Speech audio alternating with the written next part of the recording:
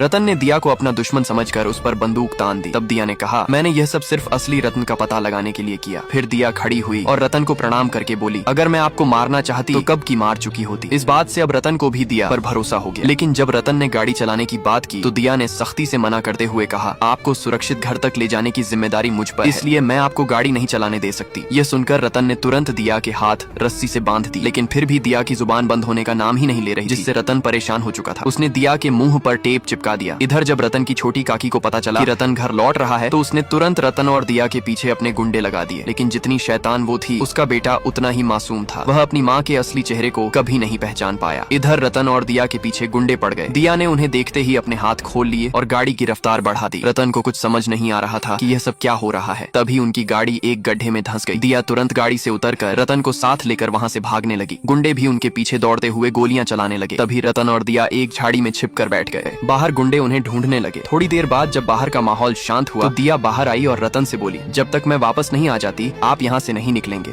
दिया के वहाँ से जाते ही गुंडों ने रतन को ढूंढ निकाला और उसे घुटनों पर बैठा दिया। तभी दिया ऊंट पर सवार होकर वहाँ आई। उसने गुंडों पर धूल फेंकी और वहाँ से निकल गई। दिया एक सुरक्षित जगह पर रुकी। रतन ने दिया की ओर देखते हुए कहा, आप तो बहुत बोल्ड और ब्यूटीफुल हो, मैं आपको एक किस करना चाहता हूँ। ये सुनकर दिया एकदम घबरा गई, लेकिन रतन ने उसे पीछे छोड़ दिया और ऊंट को जाकर किस करने लगा। यानी रतन दिया की नहीं बल्कि ऊंट की बात कर रहा था। तभी वहाँ कुछ आदमी बंदूकें लेकर आए। उन्हें देखते ही रतन ने दिया को अपने पीछे खड़ा कर लिया, लेकिन वे लोग तो रतन की ही सुरक्षा के लिए आए थे। फिर रतन अपने भतीजे से मिला जो उम्र में उससे बड़ा था लेकिन रिश्ते में छोटा था। इधर घर में रतन की काकी उसके स्वागत की सारी तैयारियां कर रही थी। यह देखकर उनके पति ने कहा, आप पागल हो गई हैं क्या? दिया की बच्ची कभी भी रतन को यहाँ हम लोगों के बीच नहीं लाएगी। तभी दिया रतन को लेकर घर पहुँच गई। रतन को देखकर सभी हैरान रह गए। तब उसकी काकी पास आई और उसे गले लगा लिया। फिर उन्होंने रतन की सूखी मिर्चों से नजर उतारी। महल लौटकर रतन ने सभी को प्रणाम किया। फिर रतन की काकी उसे उसका कमरा दिखाने ले गई, जिसे उन्होंने अपने हाथों से सजाया था। तभी कुछ सुरक्षा कर्मी आए और कमरे की अच्छे से तलाशी लेने लगे। इस बात से रतन की काकी दिया से और ज्यादा नाराज हो गई। उधर दिया को अपने कमरे में एक ट्रांसमीटर मिला जो शायद दुश्मनों ने उसकी बातें सुनने के लिए रखा था। ये देखकर दिया ने महल की सुरक्षा और सख्त करने का फैसला किया। तभी उसे अभय का फोन आया। उसने बताया, जिन लोगों को हमने पकड़ा था उन्हें पुलिस हिरासत में ही मार दिया गया। ये सुनकर दिया हैरान होकर बोली, जेल में घुसकर कोई कैदी को कैसे मार सकता है? अभय भी समझ नहीं पा रहा था कि यह सब कैसे हुआ, क्योंकि जेल की चाबी हमेशा उसके पास रहती थी। उनकी बातें रतन की छोटी काकी चुपके से सुन रही थी। दरअसल उसी ने यह सारा षड्यंत्र रचा था। दिया ने महल में रतन की सुरक्षा का पूरा इंतजाम किया। उसने सभी गार्ड्स को उनकी पोजीशन बताई। वह रतन के राज तिलक में कोई लापरवाही नहीं चाहती थी। बाहर रतन को देखने के लिए लोगों की भीड़ जमा हो गई। इतनी भीड़ देखकर अभय ने दिया से कहा, इस भीड़ की वजह से रतन पर खतरा हो सकता है। दिया ने जवाब दिया, ये सभी रतन के अपने लोग हैं। रतन को देखने का हक हम इनसे नहीं छीन सकते। फिर दिया रतन के पिता की तस्वीर के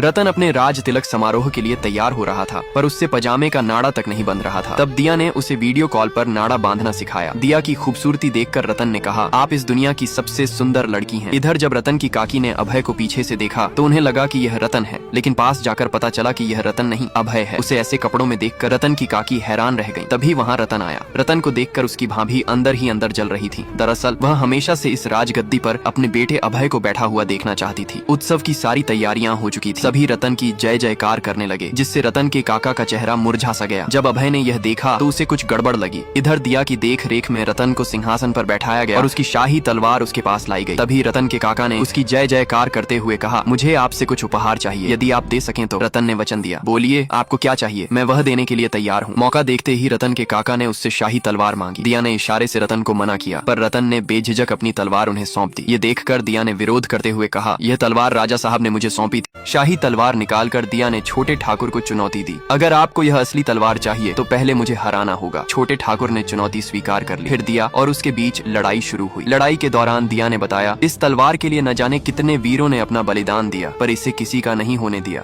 तभी दिया तलवारबाजी में छोटे ठाकुर को हरा देती है। सभी लोग उसकी जय जयकार करने लगते हैं। उसी दौरान मौका देखकर रतन की भाभी ने अपने आदमी को रतन के ऊपर झूमर गिराने का इशारा किया। जैसे ही झूमर उसके ऊपर गिरने वाला था, दिया ने अपनी तलवार की मदद से उसे रोक लिया, जिससे रतन को एक खरोंच भी नहीं आई। इसके बाद रतन की राज तिलक की रस्म निभाई गई। रस्म पूरी होते ही दिया को अपने वचन की याद आई, जो उसने आज पूरा कर दिया था। महल में रतन के लिए 56 भोग की तैयारी की गई। जब खाने के पास कोई नहीं था, तब छोटे ठाकुर ने उसमें कुछ मिला दिया। जैसे ही रतन की काकी ने यह देखा, उसे बहुत अजीब लगा। उसने छोटे ठाकुर का पीछा किया तो पता चला कि खीर में जहर मिलाया गया है। वह तुरंत जाकर खीर को वहाँ से हटाने लगी। तभी खीर पकाने वाली लड़की आई और बोली, आप यहाँ से खीर क्यों ले जा रही हैं? अब रतन की काकी बड़ी दुविधा में फंस गई।